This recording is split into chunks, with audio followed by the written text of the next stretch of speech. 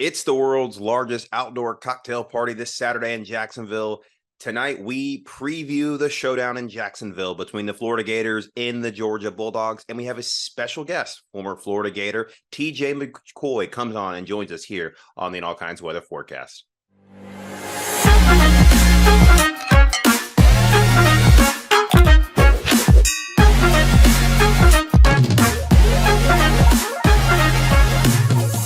Welcome in to another episode of the In All Kinds Weather Forecast. I am your host, Chris Yanes, alongside my co-host, Neil Schulman. And it is one of the most wonderful times of the year. It is Florida-Georgia weekend, the world's largest outdoor cocktail party. We will not call it anything but that right there. And it is Florida-Georgia for those asking at home. The F comes before G, so that's how we'll say it here.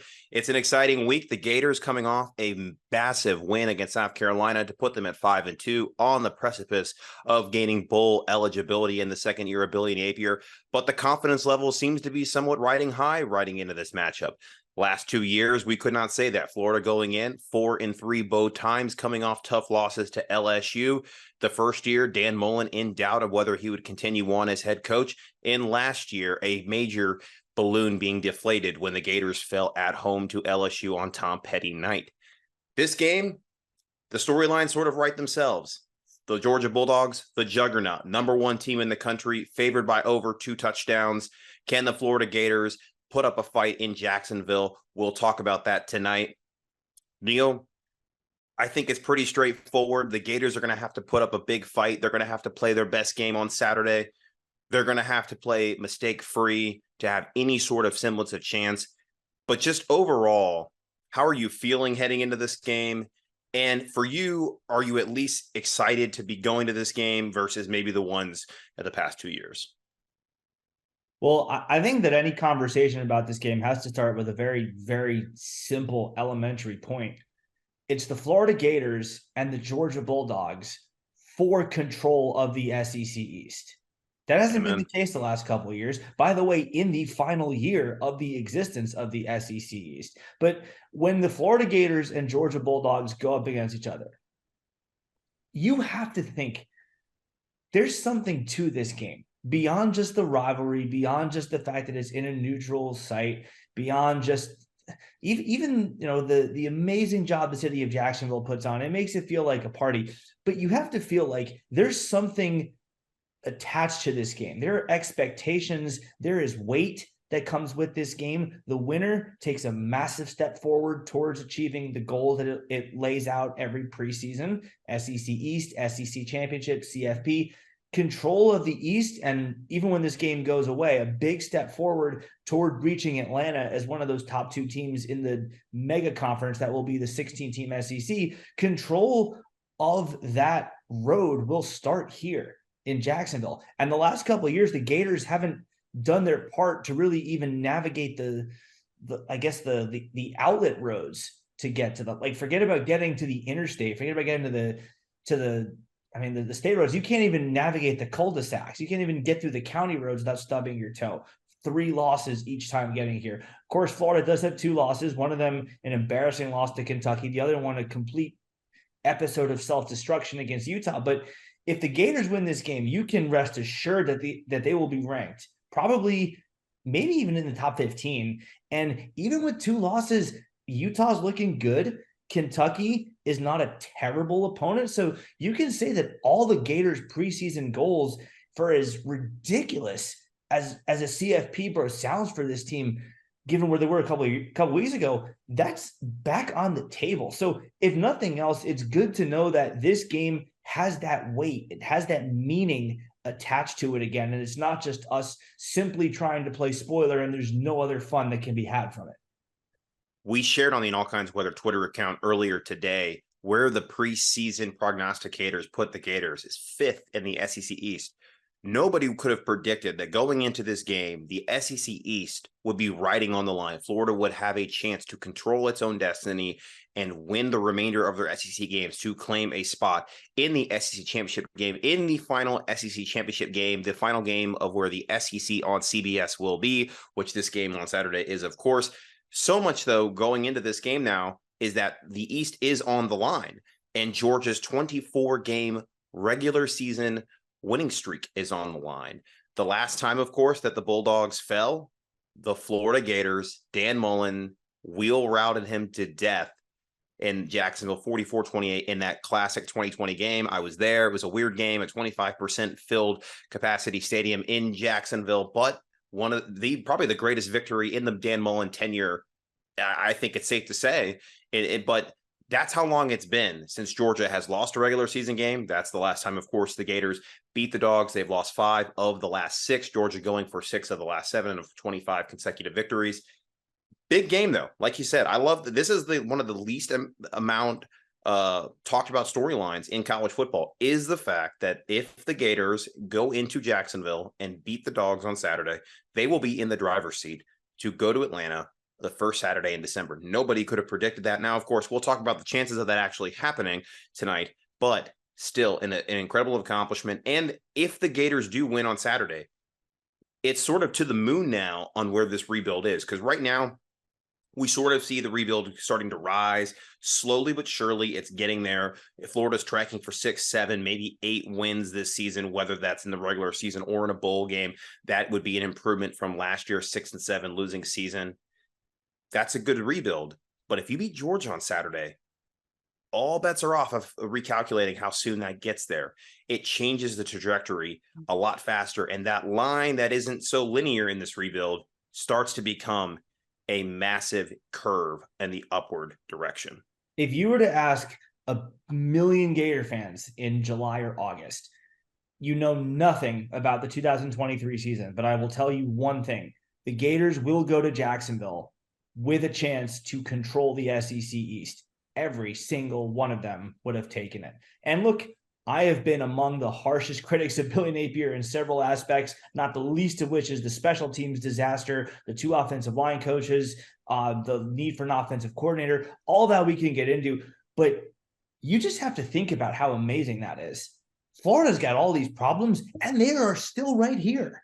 Here they stand anyway, right on the doorstep of complete and utter command of the SEC East, which, by the way, is not the weak division it was 5 or 6 years ago. Tennessee was a big win for Florida. That's maybe not the program that we thought they might be. A year ago, we thought, well, maybe Heupel has things figured out. Maybe Hendon Hooker is the first of many. Well, no, we've seen Joe Milton is indeed human. He's not going to continue on that legacy, but they're still a formidable opponent. So it's not like it's just a 2-horse race in this division either. Tennessee is a solid, respectable football program. Florida's already overtaken them, and now here they stand, not even by virtue of getting a lucky break, because I think we all assumed Kentucky was going to lose a game at some point or another. It's not like we needed help and got it. No, we lost to a team we should have beaten, but then nature took its course, I guess, right? Like chalk held, they lost, they got embarrassed by Missouri. And now here we stand with a chance to seize complete control of the SEC. So we will have a lot of time this offseason to talk about how we can get things to be even better, because I think, Chris, you would agree the Utah and Kentucky losses to a degree are irreversible. They are what they are, and they have already done their damage to the Gators this year. But again, the most amazing thing to me, and it really is amazing, that despite all these issues, just look at them. Just look at where they stand. And now we can talk about the percent chances that we think that various things are going to happen on Saturday. But regardless, it's a testament to Napier that he had this team focused. He had them rebound from the Kentucky loss. They could have said, well, you know what? We beat Tennessee. We got our rivalry win. That felt great. Let's just, chill the rest of the season. We're down 10 at South Carolina. That feels like too much work. We'll just, we'll play hard, but whatever happens, happens. No, they dug deep, they rallied back, they saved that game. And depending on what happens this Saturday, maybe save their season. Yeah, absolutely. We'll have to see on Saturday how it goes, but let's talk about who the Georgia Bulldogs are. The Georgia Bulldogs in the 247 4-year composite have a talent ranking that is the second highest in the country. They have 13 times the 5 stars that the Florida Gators will be sparring out there this Saturday. 13-1 is the number. The talent disparity, everybody knows it. Florida currently is in the process of remedying that with a number 3 recruiting class in the country. We hope to eclipse that, or at least match it over a period of time, but that will take multiple years to do. We will not be able to fix that this coming Saturday. There is the talent disparity. The Georgia Bulldogs riding into this game 7-0. They have only defeated one ranked team to date while they were playing, and that was the 20th ranked Kentucky Wildcats, who were coming off the victory at that time against us. They fell in that. The Georgia Bulldogs won 51-13 in that game. And, Neil, they kind of have sleptwalk through their schedule. Then they did so even against Vanderbilt when they lost Brock Bowers, who is by far their best player on the team, maybe one of the best players in the entire country, as what he brings to the table for that skill set of speed, size, and just sheer strength against many defenses that he has just carved up. He is the leading receiver on the team, and they will be without him this Saturday due to his injury and surgery that he has undergone. Now, looking at the offense, you have Carson Beck, Jacksonville native. At one point, Florida was recruiting him alongside Anthony Richardson in Gainesville, a very interesting time period there. Beck ultimately chose the Georgia Bulldogs. He has played fairly well thus far. He comes in this game throwing over 2,100 yards, 12 touchdowns, only 4 interceptions, and very comparable to Graham Mertz's numbers of 1,900 yards, 12 touchdowns, and only 2 interceptions. But Beck is going to have a plethora of guys that he's going to be able to throw to in this game. And, Georgia in the offseason went to the transfer portal, was able to get several guys to join them, and that Dominique Lovett and Ra Thomas, who are going to have to step up in this game in place of Brock Bowers. This is sort of going to be a by committee approach when the best playmaker went down. Kind of similar to what the Gators did back in the day when Percy Harvin would go down. They'd had to spread the ball out to all of their playmakers who were good, just nowhere near the level of what he brought. Similar situation here with Brock Bowers. The running backs haven't been as dominant as recent teams. They do have Dejon Edwards, Kendall Milton, 2 solid backs. Edwards being the lead back in that horse right there, that stable of horses right there, almost 500 yards of rushing. So this is what the Gators are going to be up against, though, on Saturday. Those are all still highly ranked players, guys that come in with a ton of experience. What can the Gators do to stop them, to match that play, Neil? Austin Armstrong is going to probably have to call his best game yet as a defensive coordinator in his young career, and he's going to certainly have to make up for the effort that we saw up in Columbia, South Carolina.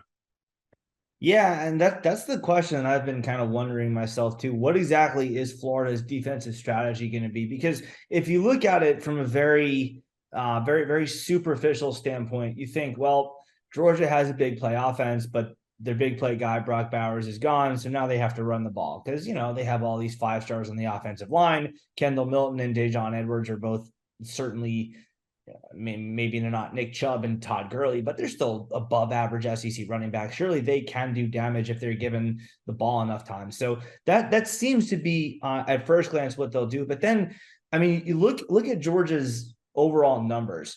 Their offense is somehow 3rd in the country with 509.4 yards per game, 337 of which came through the air. And believe it or not, I know that this guy gets all the ink, but not all 337 of that went to Brock Bowers. Georgia does have other weapons that they can utilize through the air, some of which are their running backs. They will throw some screens here and there to Edwards and Milton. So Florida has to be on the lookout for that. But Florida's going to win this game, I think, if they assume that everything that Georgia has is coming at them. Like, you have to assume that Georgia is going to take all the deep shots they would have taken with Bowers. You have to assume that their backup tight end, Oscar Delp, he is not the athlete that Brock Bowers is, but you have to assume he's going to make all the plays that Brock Bowers is going to make. You cannot take anything for granted in this game, regardless of who is playing and who is not playing. And if you don't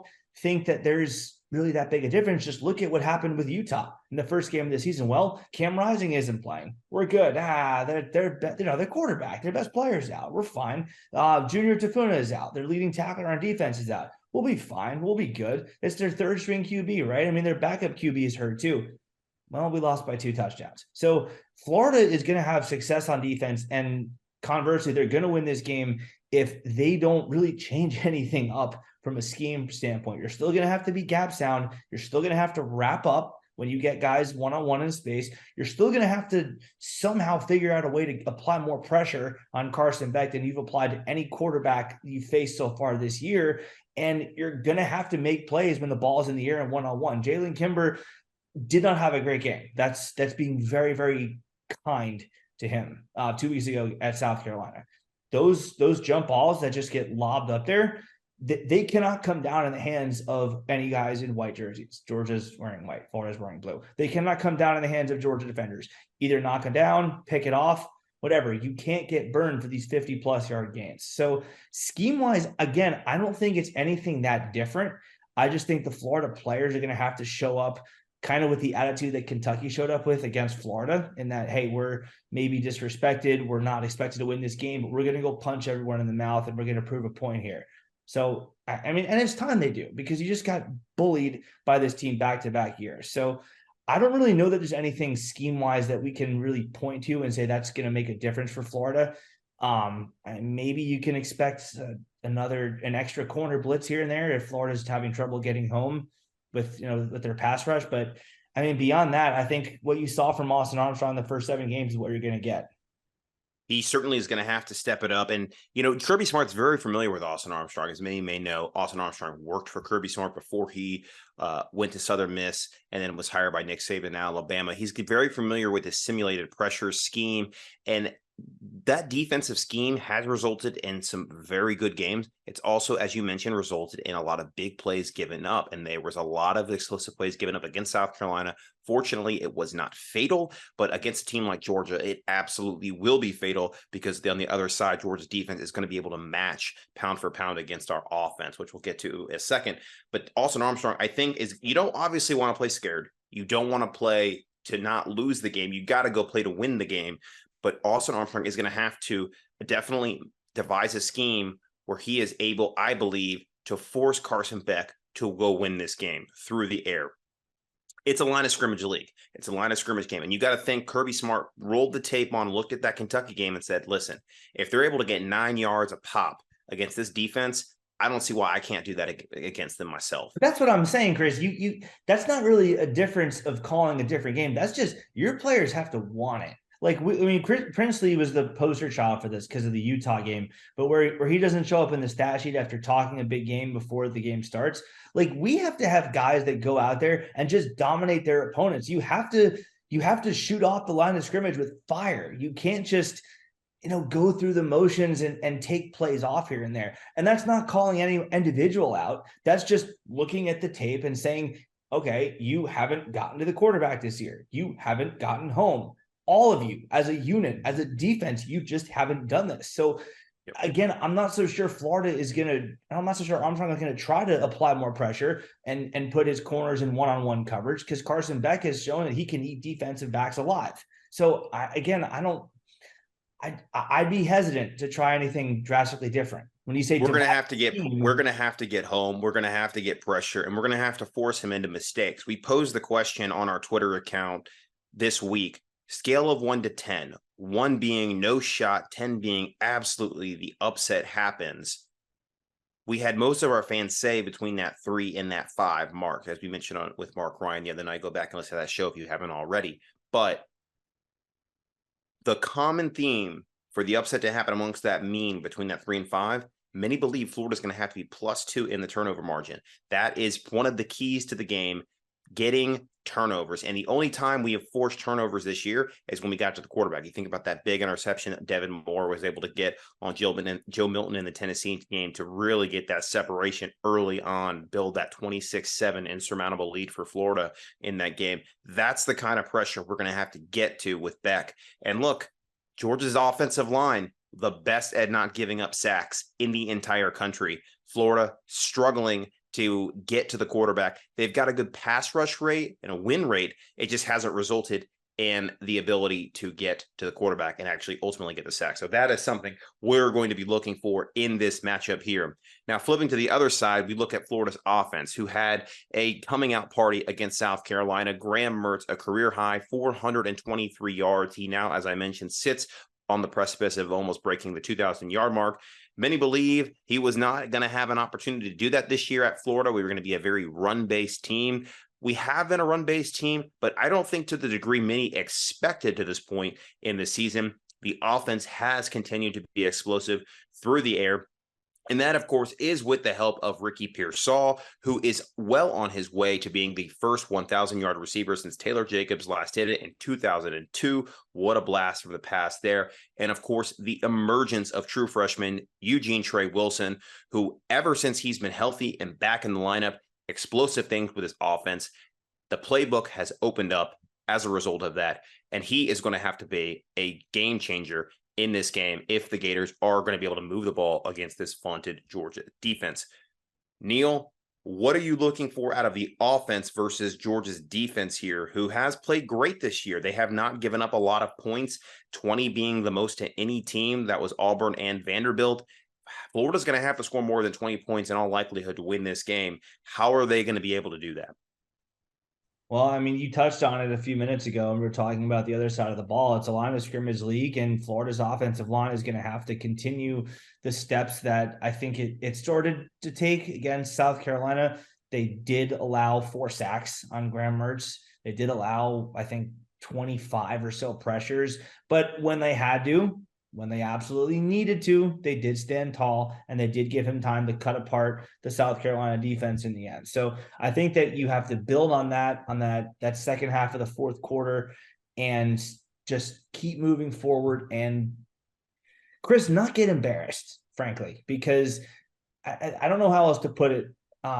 Florida got humiliated against Kentucky on both sides of the line of scrimmage. I think if Florida's offensive line does its job in that game and they give Mertz time to go through his progression, Florida might win that game. Now, there's still the issue of letting Ray Davis go for 5 billion yards, but Florida would at least be able to match Kentucky tit for tat in that game, or at least would have for a lot longer than they did, finishing the game with 14 points. But Florida's offensive line has to do their part, obviously. Beyond that, I mean, we've been hearing all about Trevor Etienne, about how good he can be when he's healthy, how explosive he is, how dominant he can be. Just wait until he's at full strength. Let's see it. Let's see him do that, because we know what he can do when he's healthy. We saw it last year, but let's see if he can get that against Georgia this year. Let's see if he can reclaim that level of, I don't want to say dominance, because you don't dominate Georgia's defense. No one does. But let's just see if he can reclaim that form against a very, very good Georgia defense. The more he gets involved, I think, and I'm talking both from a running perspective and maybe even in the receiving game, like as a screen pass receiver, the better chances I think Florida has, because Georgia knows Ricky Pearsall is coming. Georgia knows who Trey Wilson is. They've seen tape of him. Georgia knows who Khalil Jackson is. They saw that tape of him pulling in that deep pass against South Carolina. So they know that all that is there from Florida with his passing offense. I don't think that they know what to expect from Etienne just because he hasn't been consistently healthy this year. So if the offensive line does its job and they give Mertz time to do all that we saw against South Carolina, go through his progressions, find his receiver, be it Pearsall, be it Khalil Jackson, be it Andy Jean, be it Trey Wilson, be it Arliss Boardingham, another problem for Florida.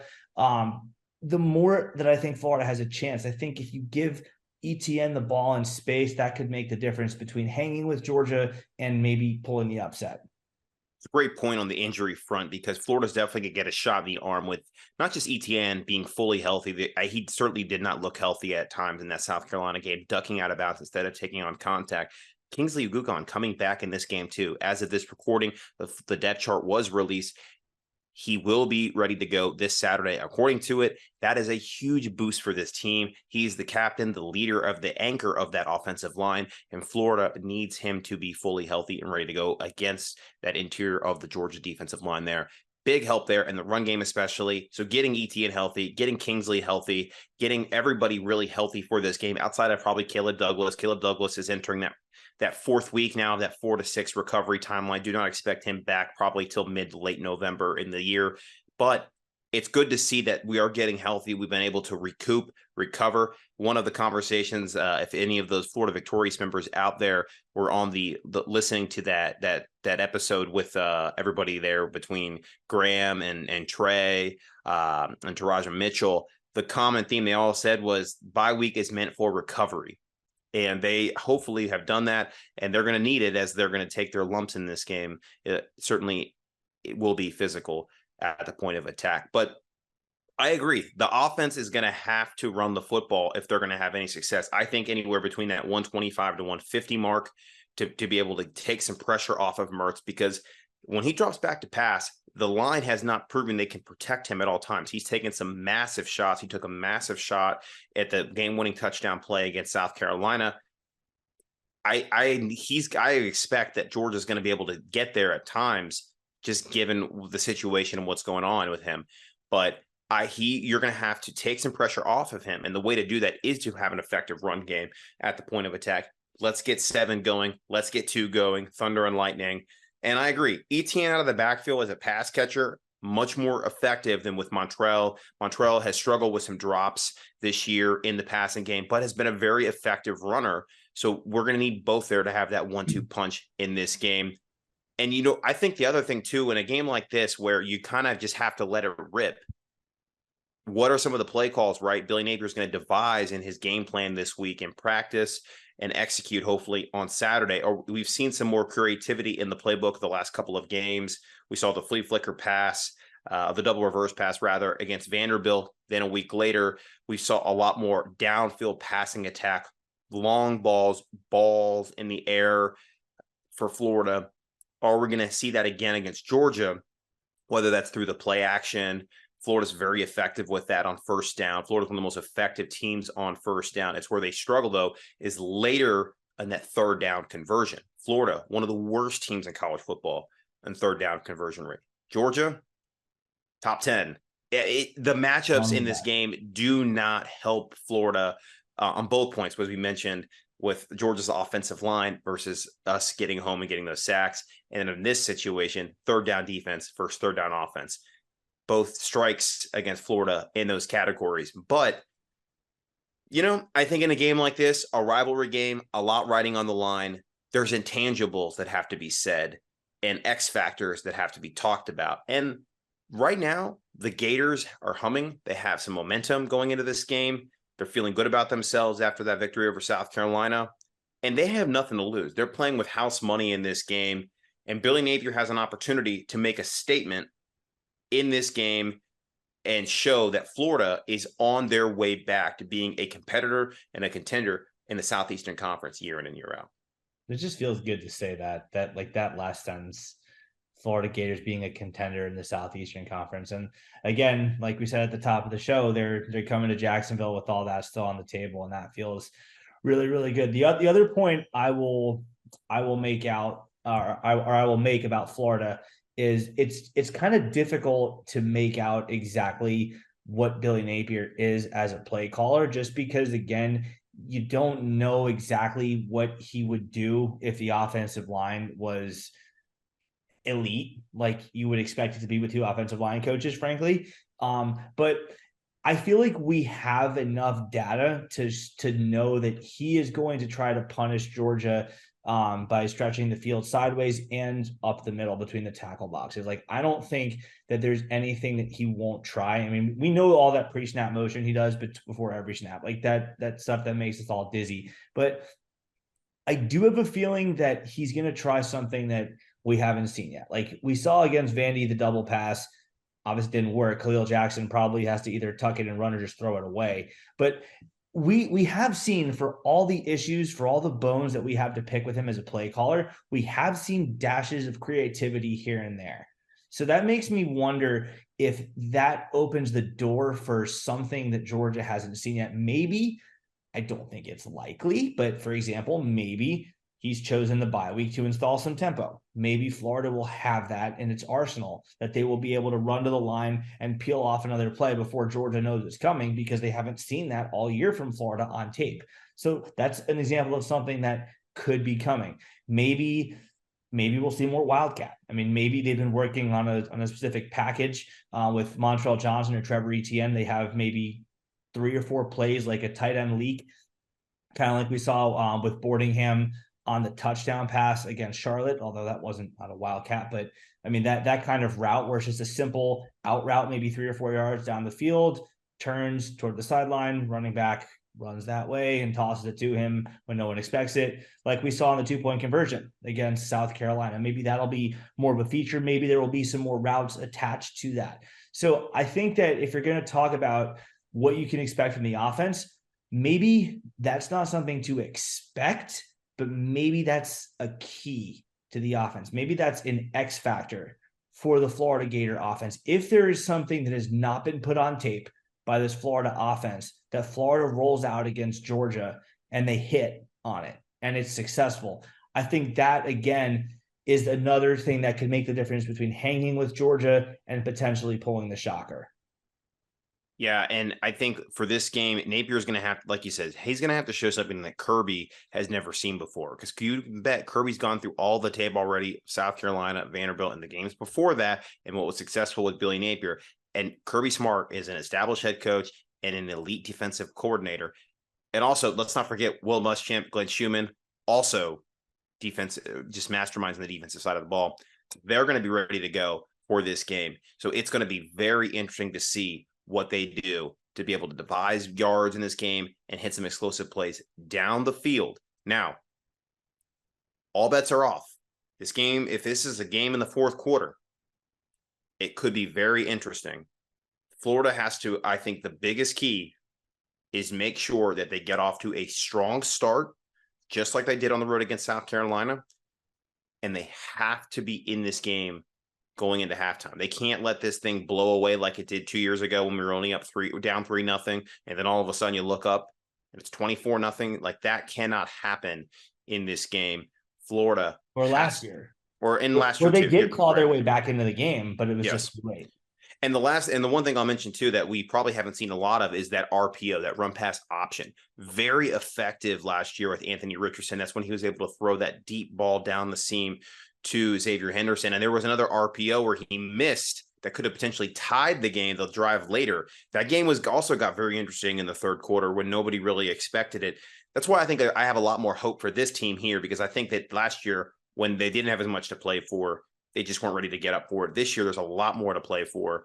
And I do believe that they're going to get off to a fast start and make this game interesting in Jacksonville.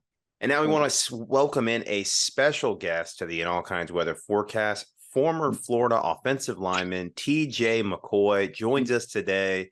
Talk a little bit about what's going on with him, his time at the University of Florida, and help us preview the Florida-Georgia matchup this Saturday. TJ, thank you for joining us. How's it going tonight? Yes, sir. Thank you. I appreciate the invitation. It's going well, so I'm very excited to come on here with you guys and talk some Gator football. Absolutely. Well, it is the most wonderful, one of the most wonderful times of the year. Florida-Georgia weekend is always a special weekend for Gator fans out there. But tell us a little bit about what you're doing now, life after football. You're certainly doing some big things. For those that see you here on video, they can see, you're all dressed up. You're doing some good things outside of the game now. Yep. So the two things that I'm doing right now, while I was at the University of Florida, I started my nonprofit called EYP. It stands for Empowering Young People. And how it got started, we would just give kids in the local community football tickets to football games. Now it's turned into something huge. Now we're doing contracts with DCF. We're doing a fatherhood initiative. We do local programs in our community. I'm actually in our community gymnasium right now. We just finished up our program. We had over 100 kids here tonight. We give them free food. We talk about some educational things, and we always have different speakers. And then earlier today, I was in Tallahassee speaking with Director Hatch because with my other nonprofit, Master Caregivers, we're a Medicaid waiver provider, so an agency that provides services for people with disabilities. So I was up there speaking with her about something that Ron DeSantis' wife, Casey DeSantis, has started in Florida. And just seeing how, my agency can help helping people. So that's just what I've been up to the last couple of years. Just got right into it. So that's just what I've been up to, guys. That's awesome, BJ. And I always love hearing how people give back after the game to their community and impacting other people's lives. And certainly that sounds like something that is making a major difference there. Thinking back to your time at the University of Florida, I know this past fall, Neil put out an article kind of recapping sort of the culture shift that's currently going on at the University of Florida from the tenure of Dan Mullen to now the tenure of Billy Napier. Certainly you were a big part of that piece.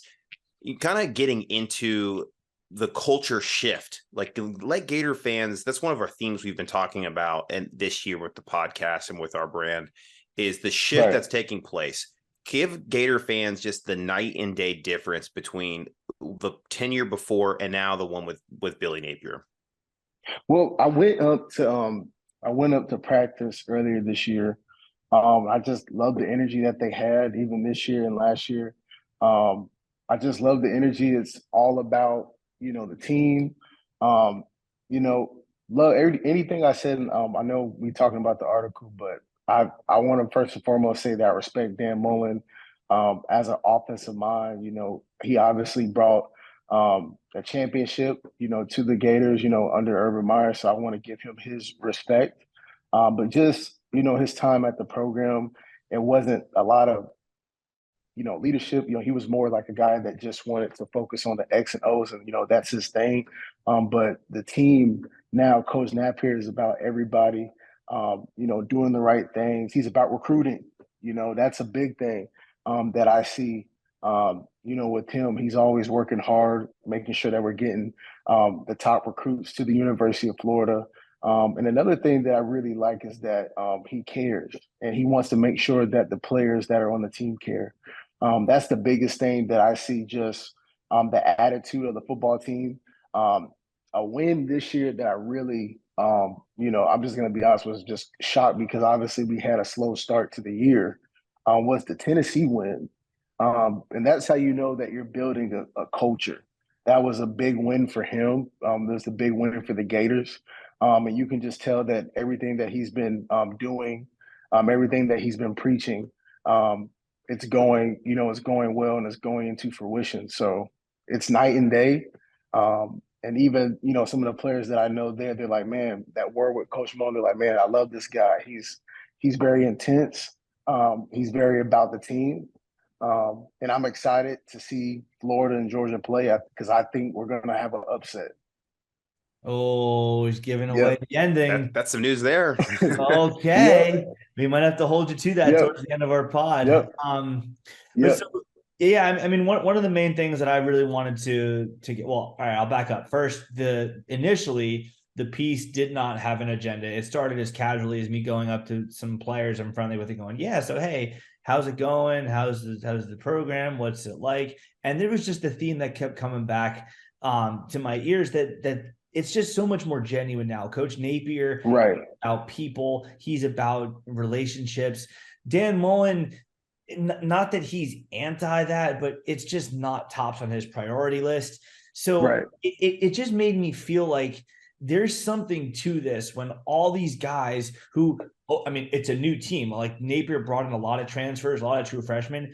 It's a team of guys that openly don't know each other that great. They just got here. It's February by the time I'm starting the research for this piece, and yet they're all telling me this. It's not like they've had all this media training yet, all these group chat sessions to say, hey, let's all say Coach Napier is genuine, he's legit. No, it's all coming to me in an authentic and genuine tone from all these different players. So, first question that I really had on this was, you said you've been back to practice. You said that you've had this opportunity to watch the team practice. So just tell me a little bit about what it's been like as a former player to see how welcoming Coach Napier is to former Florida Gator players who have been there and done that, and just everyone who used to play for the Gators like part of the family. Right. Well, he's very welcoming. I haven't had a chance to, speak with him one-on-one in person, but anytime, I want to come back or my father and us want to come back, he's been very welcoming. Just to talk about practice, it's very intense. They're working hard, they're getting after it. And that's what, we love, as a former football player, I love to see it. I know some of the most intense practices I've ever had were, my freshman and sophomore year at UF, whenever we had that great defense, with Caleb Brantley, Joey Ivy, Jonathan Bullard, it was intense. And I believe that they're getting right back to that, especially, on the offensive side of the football. I love ETN.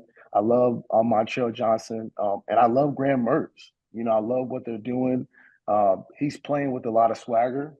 And I love what he's doing. He's very intense. And they're just competing. I think, I believe Mullins last year is, yes, we can handle losses. I mean, obviously we don't want them, but I just felt like his last year, it was just a lack of fight and competitiveness. And I think Coach Napier is bringing that back. And you see that in practice. You see it, how the players are like, hey, we got team run. Let's go. You know what I'm saying? That's one of the big things that I love, especially as an O-lineman when the running backs are like, hey, let's go. Hey, let's go dominate this period. And that's the talk that I've been seeing. And that's correlating, to the games. So Yeah, well, and as you mentioned, the game coming up here with Georgia, you're kind of alluding to maybe a surprise pick, but this game's different. It's played in Jacksonville. A lot of times, like this weekend, it's the SEC East is riding on it. How is this one different than all the other games, maybe even the rivalry games that you played at while your time at Florida? I mean, it's the biggest game that in Florida football, in my opinion. I mean, obviously you have your Kentuckys, you have your LSU, but Florida and Georgia goes way back. I even remember when my father was in high school, there was a Florida and Georgia game for the high school athletes in Florida. So it's like it goes back as tradition, and you always want to beat those guys. And I believe that this game, I would say that this game is probably one of the most important Florida Georgia games has been since Kyle Trask was here. I'm just going to be honest. This is a big one. The Gators are rolling. They're on a win streak. Georgia is, what I'm saying, I'm not saying that they're a weak football team, but they're not what they once were the previous years, obviously, because they have a lot of guys that went to the NFL. But I think that it's going to be a great competitive game. And it's gonna be really competitive. Obviously, we know Brock Bowers is not going to be playing because he had the injury. I even had that procedure as well, the tightrope procedure that he's going through. So obviously, they're going to have to really lean on that offensive line to run the football. And I think we got the big guys up front to handle them. So this game is gonna be won in the trenches. That's one thing I want to say right there. It's gonna be won or lost in the trenches. So Well, it's certainly a line of scrimmage league, like the old Will yep. Muschamp used to say, who's now the defensive coordinator at Georgia. Thinking back to your time at the University of Florida, playing in several Florida Georgia games, what is maybe a story that you can maybe give us while you played in the game, or a favorite memory, just your overall experience while actually playing? So I remember so my freshman year I redshirted. So I wasn't able to travel, but my sophomore year, my redshirt freshman year, I was able to suit up for that game. I'm gonna get in. It was a close game.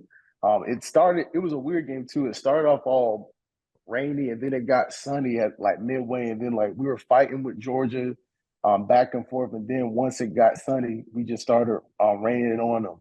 And I remember a quote Coach McElwain said, because I know a lot of people picked us to lose that game. He told us in the locker room, he said, "How about them Gators?"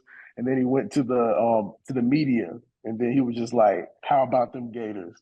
And it was a big hit. We all were excited about that, and Florida Georgia is a great game, dear to my heart. I know my dad that played in that game in '91. They laid it on Georgia. And I'm really excited about this game that's coming up this week.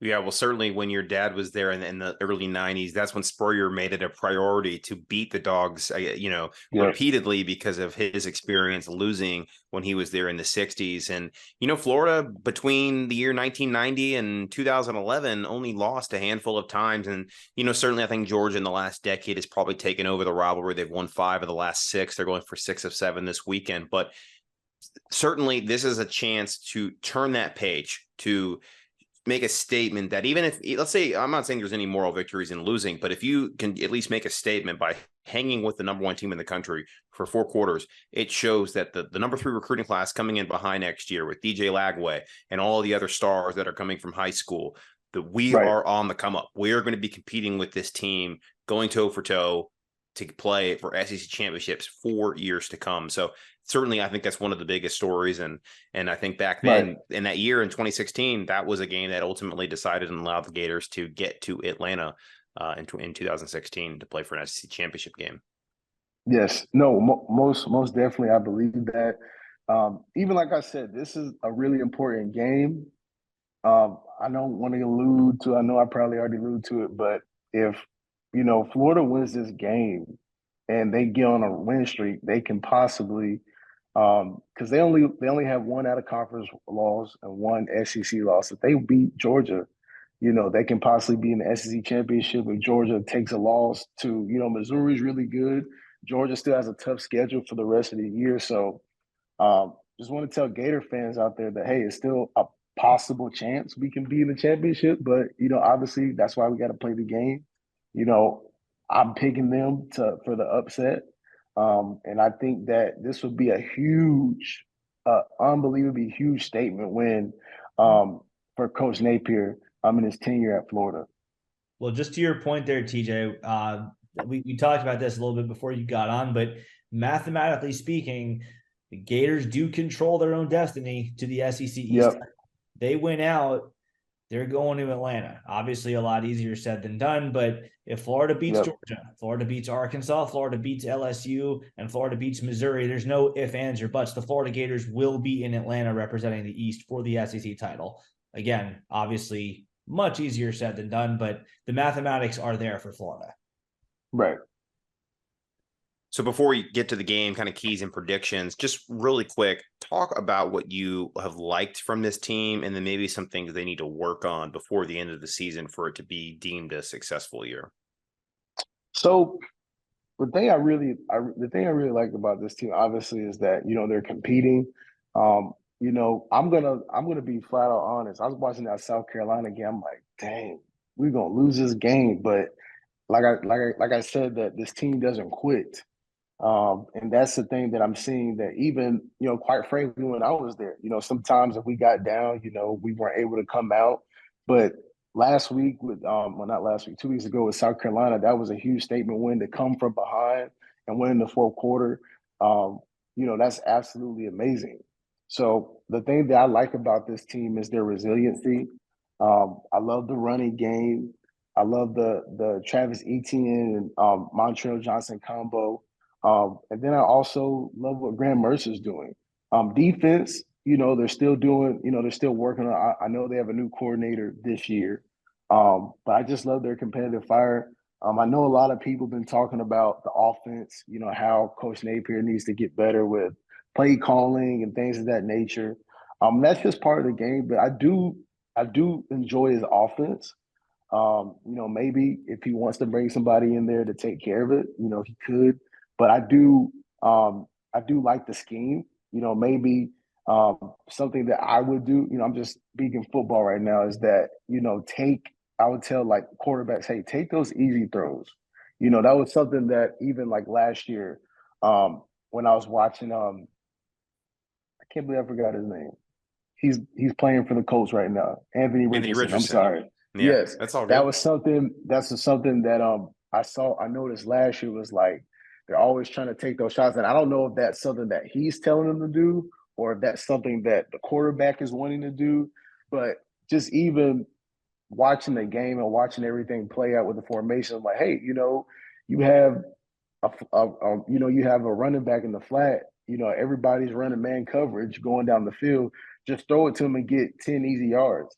So that's just some things that I would like to see, just us as an offense take advantage of those easy plays. We don't always have to have a big bomb, down the field. I know we have a great receiver in Ricky Pearsall, and I know we want to feature him a lot. But obviously we have 2 great backs, and if you get them the ball, they're going to make people miss. So certainly that time of possession can be a key in this game. Sometimes a great defense is a great offense by keeping the other offense off the field so they can't hit those explosive plays. If you stay on the field and control time of possession, shorten the game, I think when you're the underdog, like we are on Saturday, it certainly gives you a chance to make a difference in it. So getting into the keys of the game, we'll ask you one more time for a prediction, and we'll ask for a score if you want to think about that now. But okay, keys to the game, TJ. What are your keys to the game that Florida has to do in order to win on Saturday? we cannot have turnovers at all. Turnovers will kill us. That's a huge key. I know that's something that we did in the South Carolina game. We cannot have that playing Georgia. Kirby Smart is a great defensive mind. He's always going to have great people, on that defense. So, we can't turn the ball over. We have to be able to run the football. And then defensively, we need to stop the run. We know they don't have Brock Bowers, so we know their number one weapon is out, but we need to stop the run. If we can't stop the run, we're not going to, honestly win this game. So the D line up front, they're going to have to bring their lunch pill. They're going to have to want to hit, all day long. So that's something that we're going to have to do. So offense, no turnovers. Defense has to stop the run. And then lastly, I'm going back and run again. We're going to have to run the football on that Georgia defense and mix in with a little play action. Obviously, I know Coach Napier is probably going to go in his bag with that playbook. I loved what he did in the South Carolina game. Just with that first possession that he did, just going in the playbook, even with some trick plays. So just making sure everything is balanced. But offense has to run the football, can't have any turnovers, and then defense has to stop the run. All right, Neil. What are your keys to the game? Get home, bring the Georgia running back / QB to the ground behind the line of scrimmage. Chris, you mentioned earlier that Florida actually does have a fairly decent win rate at the line of scrimmage. They actually do get into the backfield fairly often, given their lack of sacks or TFLs. But you have Carson back dead in your sights. You got to bring him to the ground. You have Dejon Edwards dead in your sights for a 2-yard loss. You've got to take the right angle, push him out of bounds, bring him to the ground. You cannot let him juke you, stiff arm you, spin away, and all of a sudden, oh no, it's a 25-yard gain before you even know what happens. You cannot let that happen. I do expect that Georgia's offensive line is going to pave the way for some nice runs, for some big holes. They're going to give Carson Beck time to throw. The Gators are going to give up yards. They're going to give up yards. But when you have the opportunity to create a negative play, you have got to capitalize on it. Yeah, and for me, the key to the game is I think we got to be +2 in the turnover margin, and I think we got to run for about 150 yards. Those are two stats that I look for in this game. If they happen, Florida has a chance to win the game.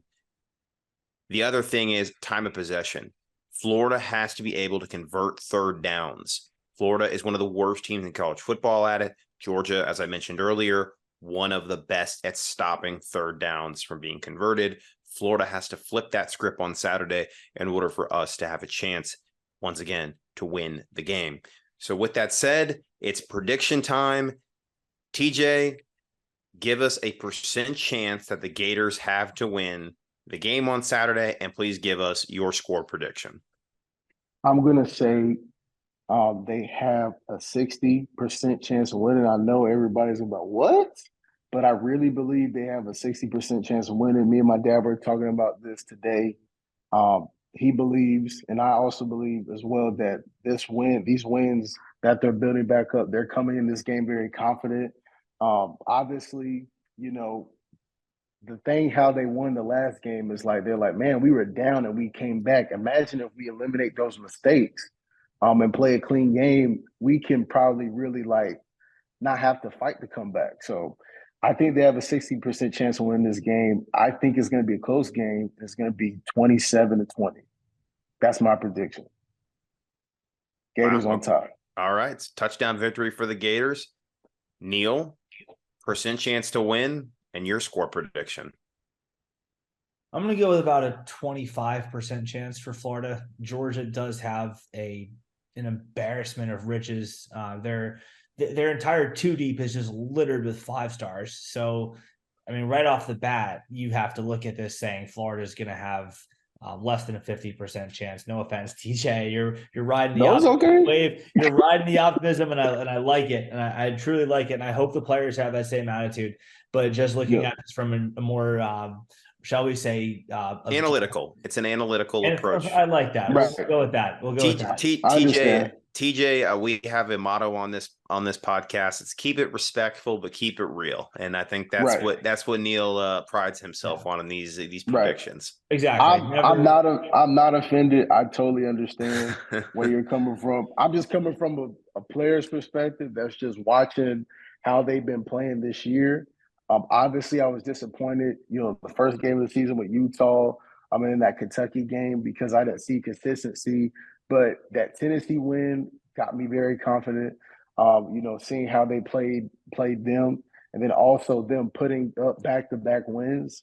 I just think they're building confidence in themselves. And whenever you have a team that's confident, then even like the win, I think people don't we can talk about analytics and keep it real, and I'm a real person too, but I think a lot of people don't understand momentum. And I think the Gators have a lot of momentum coming in this game. Georgia doesn't have their number one weapon.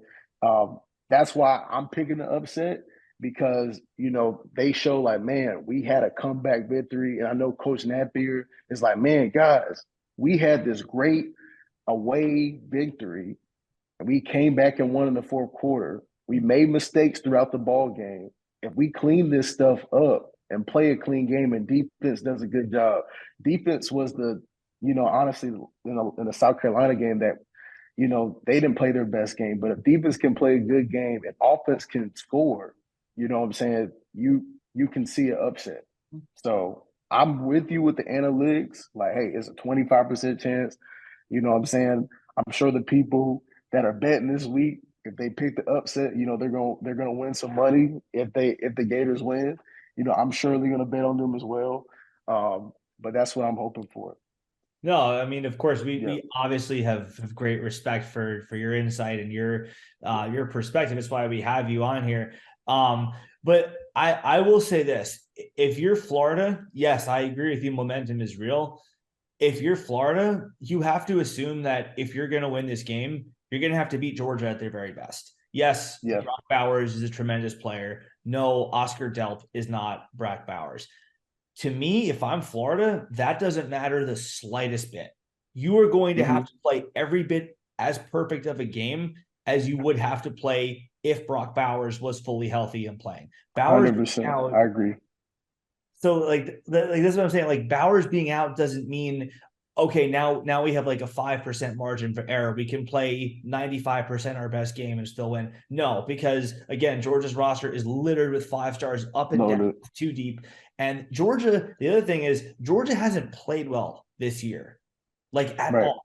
Go up and down their schedule. They have had close calls against teams they shouldn't have. They did not play well against South Carolina. They could have lost that game. They did not play well against Auburn. They could have lost that game. I don't know that they were really in danger against Vandy, but they didn't play well against them. They didn't even play well against UAB. And now they're coming off a bye. And here's where you remember that, oh yeah, by the way, this is a guy in Kirby Smart who openly doesn't like Florida very much, and he shouldn't. That's his arch rival. Right. But he cares more about this game than any other on his schedule, the way that Steve Spurrier made it a priority to beat Georgia. That's how Kirby feels about Florida. And you have to respect him for it. You have to just shake his hand and say, hey, Kirby, you understand the importance of this rivalry. You have flipped it on its head. You have won 5 and lost 2, and hopefully our guys can match that intensity. But we can't bank on Georgia making mistakes. We can't bank on them being a shallower version of themselves. We have to assume that, hey, this is the back-to-back defending national champion, and they're every bit as good now as they were the last couple of years. Because from a talent perspective, they are. So that said, 25%, I think, because Florida does have a history of ruining Georgia's season in this game, even when Georgia was the better team. So weird things happen. I'll give you that. But score, I think this is a game that, if you remember the 2019 game where there's not a lot of points being scored, but Georgia kind of gets up to an early lead and they just kind of hold on. And Florida will get its points here and there. We'll score a touchdown here and there, but we just won't quite have enough to pull it off in the end. So I'll say 31-17 Georgia, but Florida fans will be remaining in their seats until the last few minutes, meaning Georgia will not pull away with this until it's all said and done. Mm-hmm. Then that's a slight cover there for Neil. Of course, as everybody's talking about the betting lines, Florida is a 14.5 point underdog in this game. Right. So 31-17 would be the slight cover in favor of the Gators there. And I think everybody here has made some great points. For me, I believe that Florida will make this a game for 4 quarters. I wouldn't be shocked if there was a point in the game that they led. Wouldn't be even surprised if they went into halftime with a lead. If we remember, South Carolina led 14-3 against the same team with Brock Bowers in Athens. But that's when Georgia turned it on. Kirby Smart has turned into the best college football coach currently in the game. Back-to-back national championships, going for a third.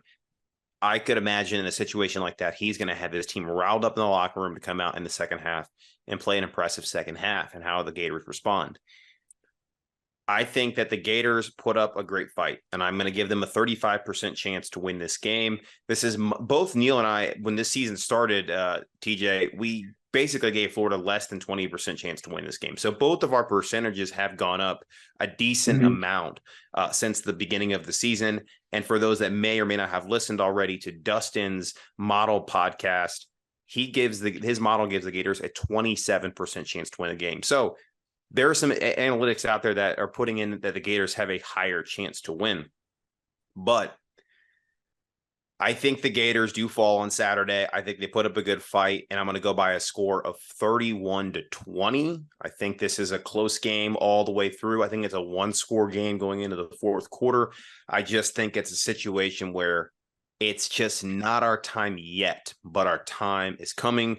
There's no moral victories in a loss, right. But I think this is a game where at the end we're going to be like, all right, this is something we can build upon.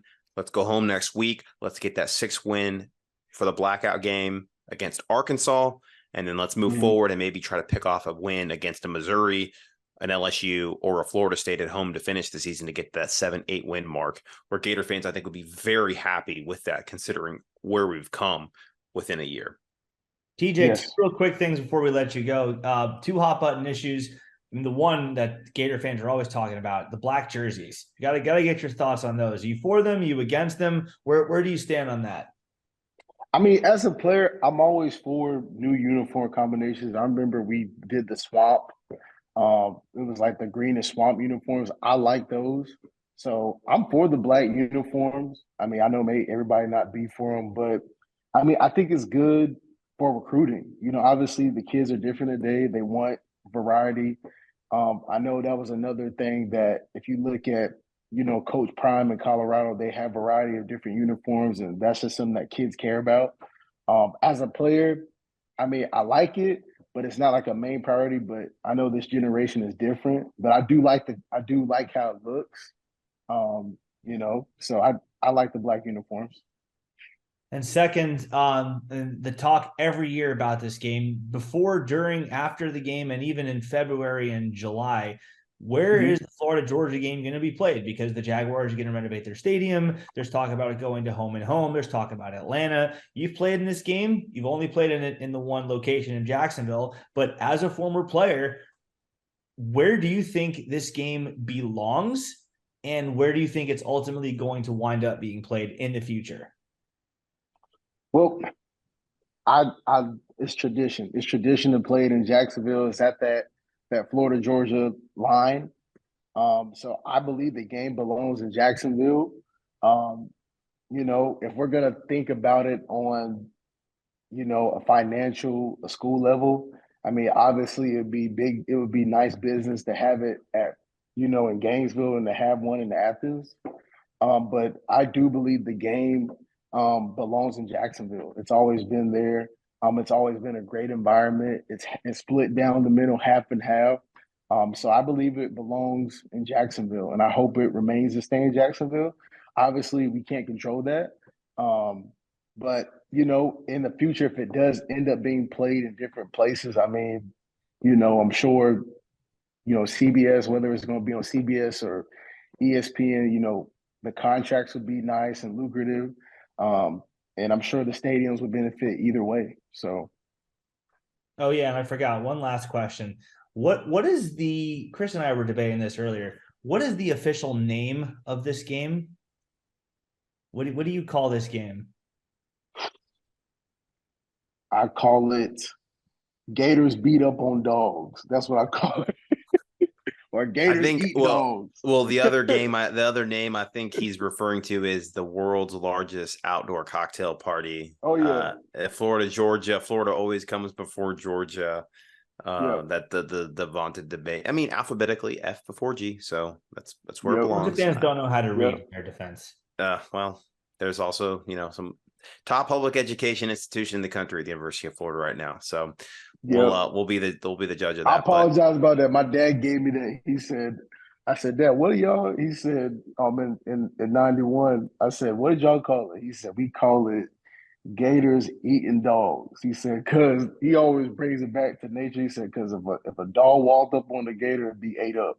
No problem. that's So, facts. yep. Yeah. Well, we certainly hope those Gators can eat up on them dogs this weekend and pull that upset. We are hoping and praying that Neil and I are both wrong and that TJ shock the world prediction tonight was correct. We want to thank all of our listeners and viewers for tuning in to another episode of the All Kinds Weather Forecast. Please make sure to hit like down below, subscribe to our show, leave us a comment, rate, review. It certainly helps us reach Gator Nation and bring you some great content. Enjoy the game, whether you're going there to Jacksonville or watching from home. Enjoy it. Go Gators. Have a great night, everybody. Go Gators. TJ, thank you so much for your time, man. Yep. Go Gators, guys. Thank you guys so much for allowing me to be on tonight. Love what you guys are doing. You guys have been doing it for a long time, and I keep up with everything. So keep continuing your great work. We need it. And then even as a former player, players need to hear this. I mean, obviously, I know sometimes you don't pay attention to the media, but they need to hear their fan base being honest with them. I know you guys love Gator football. You guys care about it.